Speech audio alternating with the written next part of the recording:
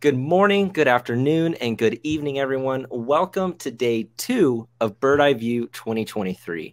We are so happy to have you join us for today's session, How to Grow Sales by Delighting Customers. My name is Justin Meredith, and I'll be your moderator. And in this session, we are going to talk about a few things that you can do to delight your customers and how by simply just doing that, you can generate more revenue for your business. We're also going to be joined by a very special guest who has mastered the art of delighting their customers, and he's going to share his experience with all of us today. But first, let me quickly go over a few housekeeping things to make sure everybody knows what's going on with the webinar dashboard that you're on right now. So first, on the right side of your screen, you'll see a window with a few tabs at the top. This is where you'll find the Q&A section, the comment section, and some relevant and helpful resources. Please feel free to ask any questions in the Q&A section. We've got a support team of customer experience experts and technical assistants ready to go and ready to help with anything you need. And also, I encourage you all to pop into the comment section and say hello. Let us know where you're tuning in from, and just say hi. In the middle of your screen, you should see the slides that we'll be using to help illustrate our talking points. And at the bottom of the slides, you should see some options to adjust the volume, as well as enable closed captions or subtitles, as well as language translation if you need. And finally, to the left of your screen, you should see me, and it's also where you will see today's guest speakers. And now that we've got that out of the way, let me introduce to you today's guest speakers. First up, please give me a warm welcome to George, or actually, we'll go ladies first. Please join me in welcoming Vandana Agarwal. I hope I said that correctly. Welcome, Vandana.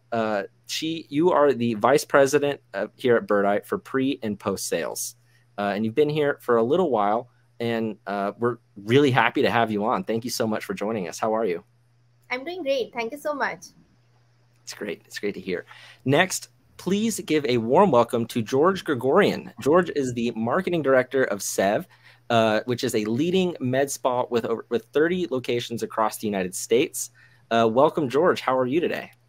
Hi, everyone. Hi, Justin. Hi, Vandana. I'm good. Thank you so much. Excited to be here.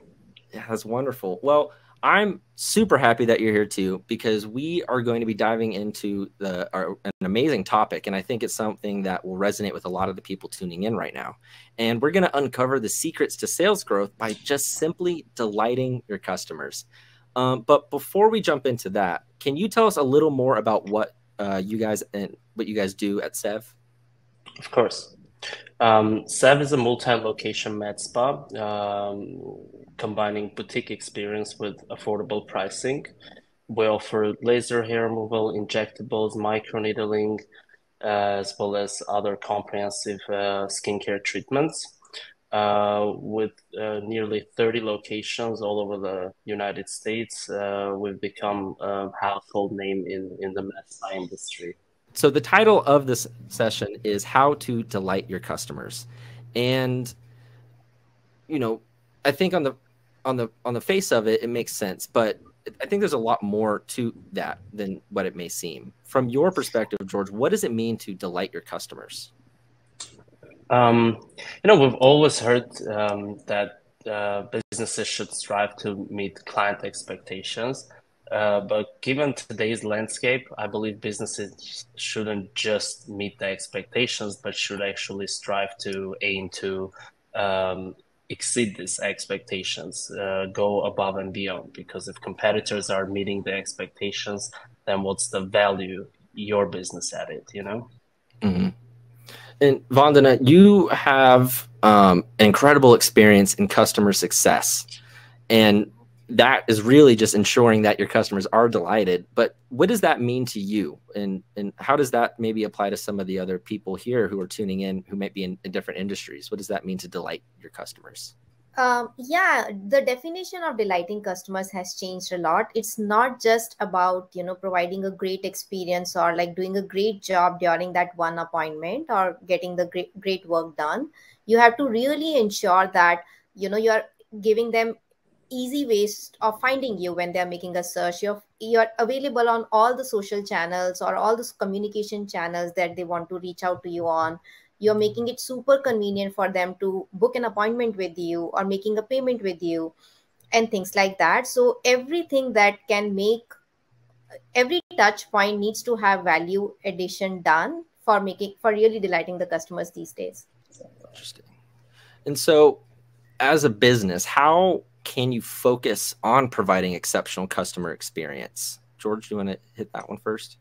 Sure. I mean, honestly, the answer is probably everything. So you gotta hit all variables across the case. But if we were to really summarize and get into a few main areas, I would say service has to be exceptional. The promise that it caters has to be guaranteed and catered to the clients.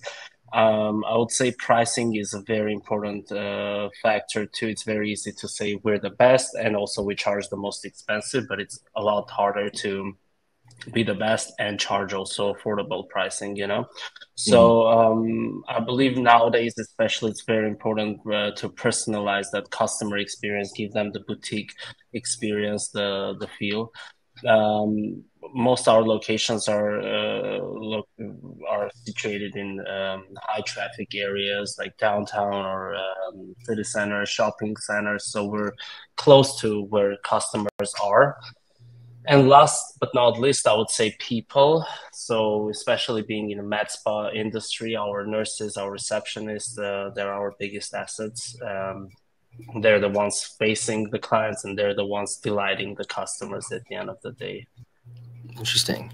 Now, outside of just having happy customers, what would you say are some of the benefits that you've seen that result from delighting your customers? If I were to say one word, I would say growth. We wouldn't be where we are if it wasn't our customers, to our customers. But let's just look at it this way. Delighted customers become your brand advocates. They will happily share your business to their friends. They write reviews, testimonials. Then the word of mouth takes, more clients come. Then you start getting better rankings on search engines. And the whole growth cycle just basically goes. Mm-hmm.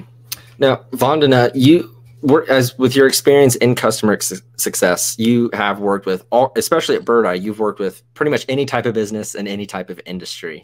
In your experience, what have you seen on the benefit side for businesses that can delight their customers? Yeah, it creates a lot of positive, noise on the social media. Consider Google as your digital storefront, right? When you are spending time in delighting customers, they become your, brand ambassadors, and they are basically writing great feedback online. They are writing they are following in your social media, and then they are really giving you that boost. And it's extremely important. Just not that, even if they are delighted, not necessarily they will do all this proactively. I really see it working well when you are reminding them that, hey, they just had a delighted experience, and you're making it easy for them to write you a great review or like a great comment online. So it's a combination of delighting and then making it easy for them and reminding them to spread that word online as well. Now, that's a great point. And that word that you said was easy. And I think that's something that can really be a game changer for a lot of businesses when you can just make it easy for your customer. Now, if achieving, this high exceeding customer expectations and really truly delighting your customers was something that was really easy, we would see a lot more happy customers just walking around, and we'd see a lot more businesses that have just customers that love them. But it's not that easy, as we know. George, what are some of the pain points in that customer to business relationship that maybe can lower customer satisfaction levels, or maybe anything, in your experience at Sev that you had to overcome, maybe some of those challenges? Great question. Look, when it's just a business with 2-3 locations, and especially all 3 locations are in the same city, it's a little easier to manage and provide the same quality of service, same expectations for the customers.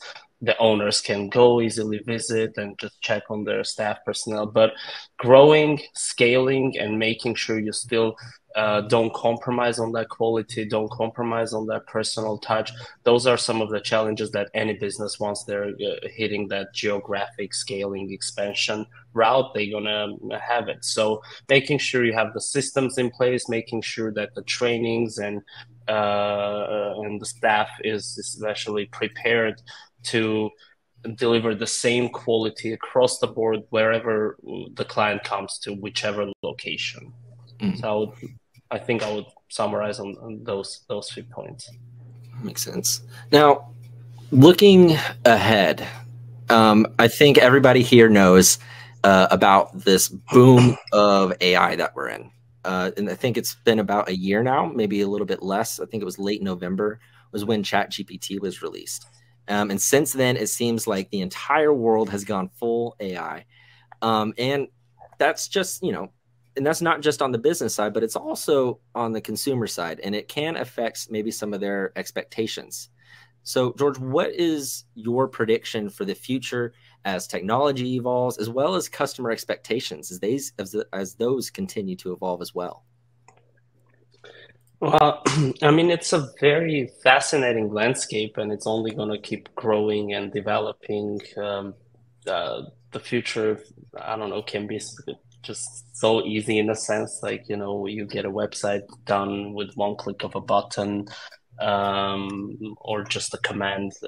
Anyways, I think we all have seen like sci-fi movies and can imagine like the craziness of how robots can like develop and like help us with our day-to-day life.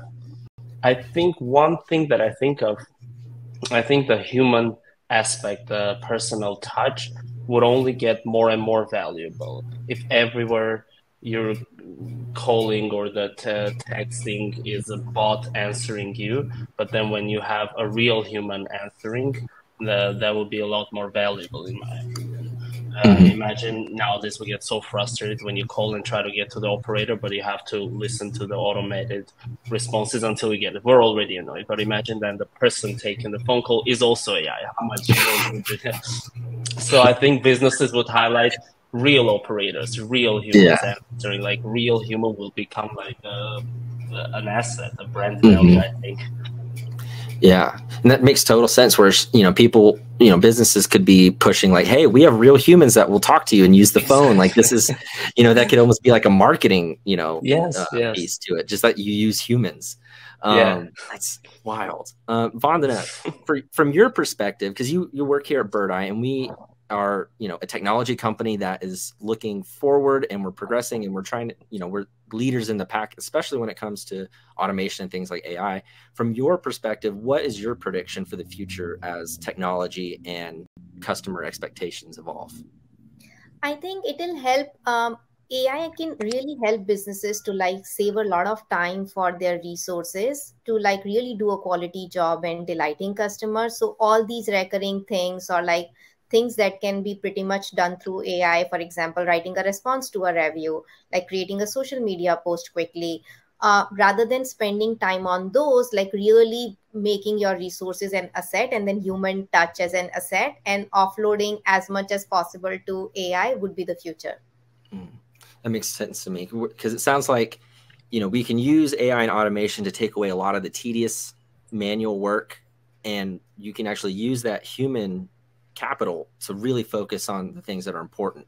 Being able to talk to a customer face to face, or being able to handle a more negative review that might require a more nuanced approach from an actual person as opposed to an automated review.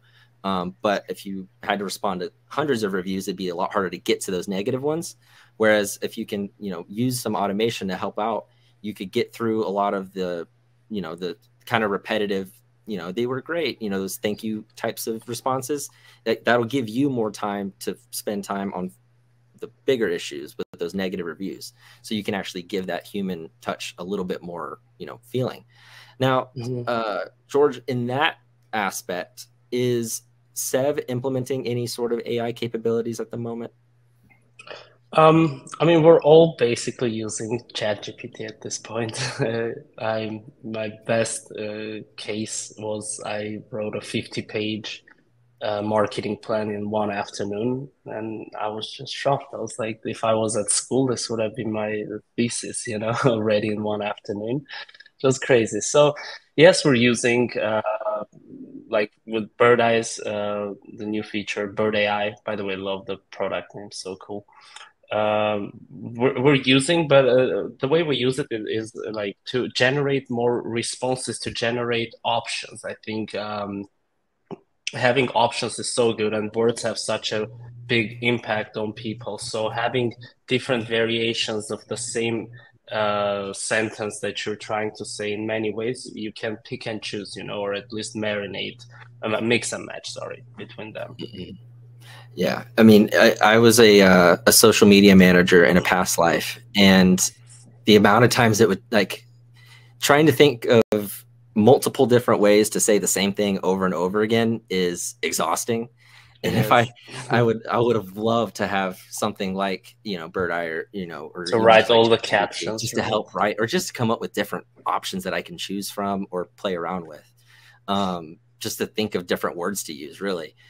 So it's an incredible tool in that aspect. But you had mentioned Bird AI, and Vandana, would you be able to tell us a little bit more about Bird AI? I know we've got some pretty cool capabilities that we just released. Yeah. And thank you, George, for experimenting with all new features. Just so that everybody know, we recently launched Review Response AI, and over 70% of the responses that are being done manually through Birdeye are all AI generated, which is a big win. We are also like adding a lot to our AI features, and as of last week, we have launched things like listings description. You can write like using AI SEO friendly description. You can save a lot of time, posting on social media using our AI, and we've also automated web chats. You can actually draft a quick response when a question comes in on your web chat, or if a question comes in through social media, you can respond to a message. And even survey responses, you can draft your survey, you can respond to surveys easily, which is a game changer because you're saving so much of time, and you're saying the same thing in so many different ways without having to hire so many people, and again saving time for your resources and delighting people. Incredible. And there's some really, really, really cool capabilities that are coming out. Like, just for example, the social tool, where it kind of has, a large language model integrated with it, to where you can you can have those auto-generated captions, kind of what we were just talking about, George, right there in the platform when you're trying to create the post. But it's not just that. You can also do that for images too, similar to Midjourney. Which is just awesome. I think just having it in that same platform where you can apply it to your social media, and not just your like one location, but for any like however many you have, you can break it down by the location level and create posts for each and every single one, which is awesome. Now, before we jump into Q&A and we wrap things up here, we've got a few more minutes. I just wanted to ask you, what are some strategies that businesses could implement to improve their customer experience? Well, let's look into this way. The service or product offering has to be outstanding. It has to cater what it promises to. Otherwise, that's like the most important thing. So investing in the service and product and making sure that it really satisfies and goes above and beyond the customer expectations will be number one, I would say. Especially for service businesses, especially for businesses that are in med spa healthcare industry. I would say people are your biggest asset. They're the ones who are facing the customers. They're the ones who are delighting the customers. So the more you invest in training them, keeping their motivation high, would result in much better customer satisfaction overall across the board. And then, stay current. Everything that we had talked last year, we can kind of forget because this year now we have AI, and like all things are getting exciting in a different way. So staying current, staying, following trends and being even above the trends. I mean, maybe that's the right way for your business, not just following trends, but actually kind of you set the trends. But most importantly, being and staying current, I would say. Yeah, I think that's a great input. Vanda, do you have any advice, maybe from your experience working with so many different industries and different businesses, on how they can prioritize delighting their customers and kind of establishing that culture, or creating different processes to manage it better? So yeah, I think first of all, you should really know your customer journey and then try to have enough tools who can actually communicate with each other and keep it on automation rather than spending your time is the key. So I'll just give you one example. We have several clients who are hardly getting like 2 reviews, 3 reviews a month on Google. By just like automating their review generation process through Birdeye, now they get pretty much like hundreds of reviews a month. They also like companies like Sev who are spending a lot of time in improving the customer satisfaction. They even use our reporting tools to know which locations are doing great, which locations having the reporting and insights will also help. And even like automating so many other things like client communication. If your website visitors are reaching out to you, giving them ability to text you later and things like that. Small things matter, but again, automation, understanding your customer journey and having the right tools is the key. So your humans can again spend time on, on all the customer delight piece. Yeah, and you said something that was really interesting at the very beginning, which was just knowing your customer journey. And George and Vanna too, when we were talking about this last week, you had mentioned, or George, you had mentioned, what is it, scent marketing or smell marketing? And Aroma marketing. Yeah, aroma. And you don't think about that stuff unless you're truly understanding your customer journey. So you walk into a facility or a business location and you're like, okay, what am I as a customer feeling? What am I smelling, seeing? What am I hearing? You really need to understand from that level. And then also, like you were saying, on the online side, where like, how hard is it to set an appointment or communicate with this business or make sure that my services or my needs are being met? It's really important to understand all of that stuff when you're trying to create an exceptional customer experience. Now, we've only got a couple more minutes, so let's quickly go through some of the questions that we received. And the first one we've got here is for George, and it's, what are some of the ways Sev differentiates itself from competitors with the customer experience?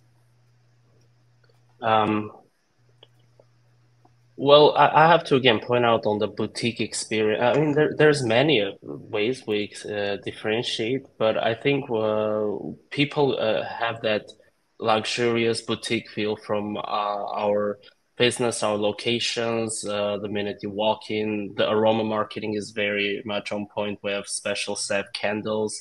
They're called Heaven Scent. So our entire business model is different even from our competitors. Most of our competitors, our pricing is very transparent. It's online. People can go and book online. We keep it as low as possible compared to most of our competitors, which kind of always surprises people that we kind of position ourselves as very luxury brand, but at the same time our pricing is very accessible. So yeah, I would say these are some of the few things that differentiate us from our competitors. Awesome. Well, it looks like we are nearing the time that we have today.